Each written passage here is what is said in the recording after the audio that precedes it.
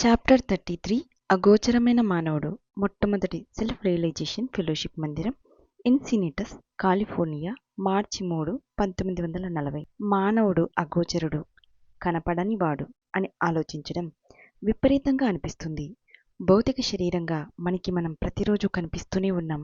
కానీ అనేక విధాలుగా మన ప్రధానమైన అగోచరత్వాన్ని ప్రకటిస్తున్నాం. ఉదాహరణకు, మీరు కళ్ళు మూసుకోండి, మీకు మీ రూపం కనబడటం లేదు. మీరున్నారనే విషయం మీకెలా తెలుసు? మీరు మీ శరీరపు బరువుని ఎరిగి ఉన్నారు. మీరు వినగలరు, వాసన చూడగలరు, రుచి చూడగలరు, ఇంకా తాకనుగలరు. అయినప్పటికీ కేవలం భావనాపరంగా మాత్రమే మీకు మీరు నిజం. మీరొక అగోచరమైన కేంద్రం. మీ చుట్టూరా అనేక ఆలోచనలు తిరుగుతున్నాయి. ఇప్పుడు కళ్ళు తెరవండి. మీరిప్పుడు చూస్తున్న రూపమా మీరు? లేదా మీరు కళ్ళు మూసుకున్నప్పుడు మీరు ఇంతకుముందు ఎరిగిన లోపల ఉన్న జీవా? కనపడే మనిషి అంత ప్రాముఖ్యం ఉన్నవాడు కాదు. కనపడని అంతరాత్మ లేదా ఆత్మ, అది ప్రాముఖ్యం ఉన్నది. నిద్రలో మీరు కనపడే మనిషిని ఎరుగరు, కానీ మిమ్మల్ని మీరు ఎరిగే ఉంటారు. ఎందుకంటే మేలుకున్న తర్వాత మీరు చక్కగా నిద్రించారో లేదో మీకు తెలుసుంటుంది. కాబట్టి మీ కనపడని ఆత్మే నిజమైనది. దాన్ని తీసేయండి. మీ బాహ్య గోచరత్వం అర్థం లేనిదవుతుంది. అగోచరమైన ఆత్మ లేనిదే శరీరం ఏమాత్రం ప్రయోజనం లేని శవంలా అవుతుంది. లోనున్న అగోచరమైన ఆత్మే యథార్థమైనది. కానీ చెప్పడానికి వింతగా అనిపించేదేమంటే, మానవుడు ఆ అగోచరమైన ఆత్మను గురించిన పరిశీలన చేయడు.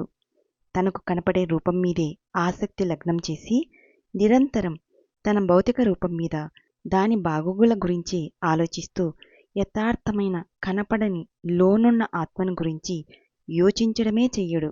భౌతిక శరీరం లోపల భౌతికమైన నేత్రాలకు కనపడకుండా వెలుగుతో తయారైనటువంటిదే సూక్ష్మ శరీరం ఆత్మను చుట్టుకొని ఉంటుంది. మీ వేళ్లలో ఏదైనా తెగిపోయినప్పుడు మీరింకా ఆ వేలు అక్కడే ఉన్నట్టుగా అనుభూతి పొందుతారు. ఇంద్రియానుభూతిని అవయవాలు కోల్పోయిన వారెవరైనా గ్రహిస్తారు. మన శరీర భాగాలన్నిటికీ కనపడని సూక్ష్మ శరీరపు ప్రతిరూపం ఉంది.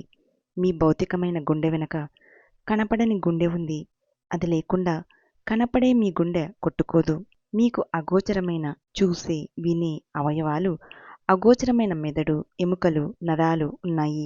ఈ భాగాలు వెలుగు శక్తులతో అల్లబడి అగోచర మానవుడి సూక్ష్మ శరీరాన్ని నిర్మాణం చేస్తున్నాయి.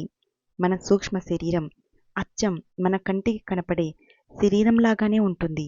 కేవలం దాని రూపం మాత్రం వెలుగు శక్తులతో తయారైంది కావడం వల్ల అతి సూక్ష్మంగా ఉంటుంది. మీరు శారీరకంగా బాధపడుతుంటే నా చూపు పోయిందనో లేదా నా చెయ్యి పోగొట్టుకున్నాననో అనకూడదు. మీ అగోచరమైన కళ్ళు, చేతులు ఇంకా ఉన్నాయి. మీ చెయ్యి చచ్చుబడినప్పటికీ మీ సూక్ష్మ శరీరపు చెయ్యి అశక్తం కాలేదు. మీ భౌతిక అవయవాలకు వచ్చిన రోగాల వల్ల మీ సూక్ష్మ శరీరపు అవయవాలు ప్రభావితం అవుతాయని ఎన్నడూ నమ్మకండి. ఎందుకంటే మీ ప్రతికూలమైన ఆలోచన భౌతిక శరీర భాగాలకు మేధావంతమైన ప్రాణశక్తి ప్రవహించనీయకుండా ఆటంకపరుస్తుంది. ఒక తీగ గుండా విద్యుచ్ఛక్తి ప్రవాహాలు పోతున్నాయి. తీగ, విద్యుచ్ఛక్త, ఈ రెండింటిలో ఏది ముఖ్యం? కేవలం విద్యుచ్ఛక్తి ప్రవహించడం కోసమే తీగ ఉంది. కానీ తీగ కోసం విద్యుచ్ఛక్తి లేదు. కాబట్టి శరీరం ఉన్నది అగోచర మానవుడు అయిన ఆత్మ కోసం, కానీ ఆత్మ శరీరం కోసం కాదు. ఏది ఏమైనప్పటికీ అగోచరమైన ఆత్మ అక్కడ ఉండడానికి భౌతిక శరీరం నిర్దిష్టమైన స్థితిలో ఉండాలి. ఈ అగోచరమైన ఆత్మ శరీరానికి బందీ అవడం ఎంత విచారకరం!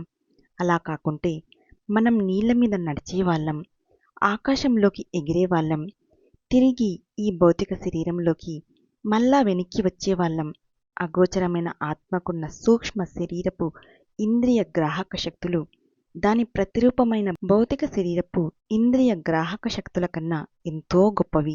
మానవుడు అనేక పరిమితులున్న భౌతిక శరీరం కన్నా కొన్ని విధాలుగా బాగా పనిచేయగల యంత్రాలను కనుగొన్నాడు.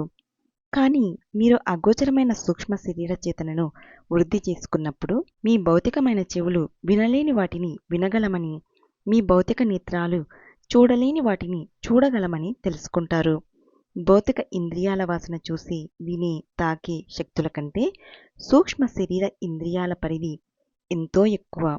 ప్రొజెక్షన్ బూతులో ఉన్న మనిషి ఏ విధంగా అయితే సినిమా తెర మీద చిత్రాలను తాను కోరిన విధంగా చిన్నవిగా పెద్దవిగా చేయగలడో, అదేవిధంగా సంకల్పమాత్రం చేత మీరు సూక్ష్మ శరీరాన్ని పెద్దదిగా లేక చిన్నదిగా చేయవచ్చు.